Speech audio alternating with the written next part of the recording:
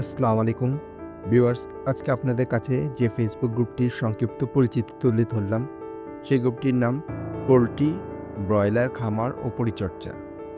সুতরাং বুঝতেই পেরেছেন, এই ফেসবুক গ্রুপটি পোল্ট্রি খামারি বা ব্রয়লার মুরগি খামারিদের উদ্দেশ্যে তৈরি করা একটি ফেসবুক গ্রুপ। এই গ্রুপটি থেকে ব্রয়লার মুরগি লালন পালন ও পরিচর্যার বিভিন্ন পরামর্শ পেতে পারেন।